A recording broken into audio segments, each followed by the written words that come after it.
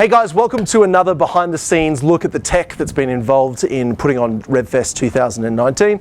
A lot of the things are the same as past years, but I did want to just acknowledge the work of the students and staff that have been involved in putting all this together. So it really started on Saturday of last week, so a week before RevFest starts, and the whole week preceding it, we've been moving gear from our Performing Arts Hall, the stage end of the hall, bringing it up here into PA3. So a lot of the work happened on the Saturday before RevFest started, with our student and staff helpers working a full day from 8 until at least 5 to get everything sorted, as well as Sunday and the student free day on Monday. So a huge thank you to all the staff and students involved. But I wanted to take you on a brief little behind the scenes tour about some of the changes and some of the new things that we've got going on this year for RevFest. So we'll have a look at the ops area at the back here. And so again, we've got our audience left camera here. Tal's been operating that one, and again we've got our tally light system. A real change this year is with our cameras. We've been operating our cameras in manual mode,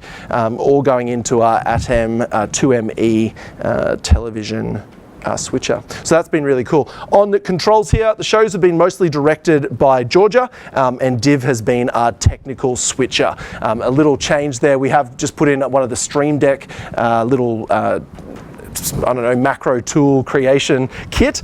So we've been putting up a few extra things on there just to make it easier for the operators. Coming down a little bit more, we do have PTZ Camera, which has been a new thing that we've got.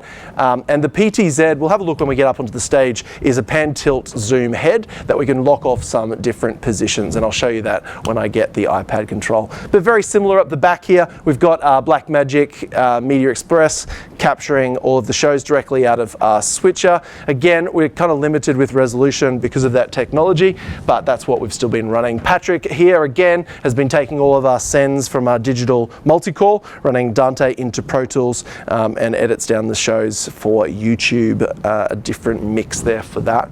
Coming across here again, we're running Yamaha QL5 sound desk with all of our presets in operation, so that's been fantastic.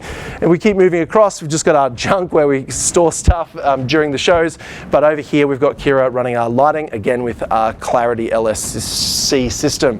Jycynta's on this camera here, again, running in manual mode, getting some nice wide shots, some zoomed in and some zoom out.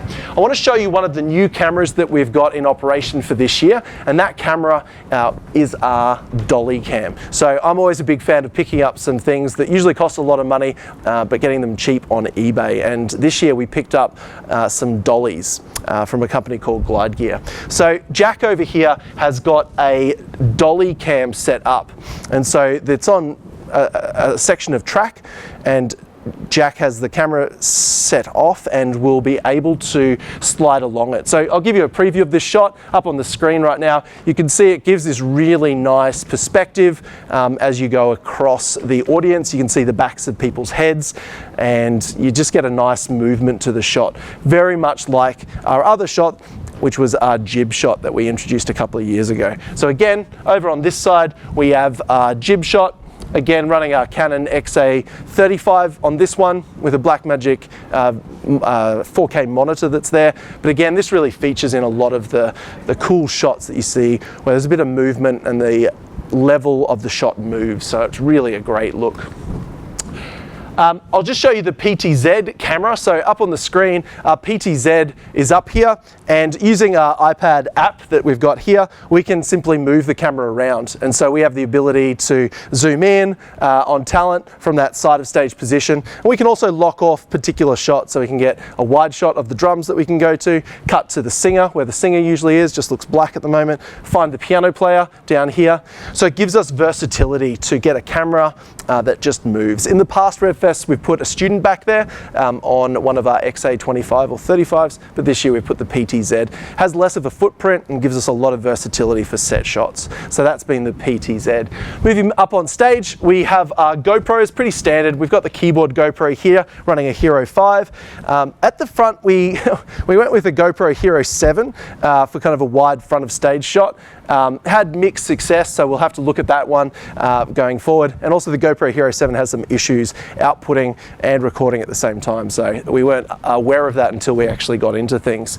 Of course, up at the back in the middle, we've got our overhead drum shot, which gives us a nice wide shot of everything that's going on. Most of the stage setup is pretty much the same. We've got no changes there, but really the addition last year and continued this year is just for us to have digital multi-core, Yamaha Rio box, 32 channels going into Dante. Means that we can split off the multi-core into our recording computer as well as our control for front of the house, which is the QL5.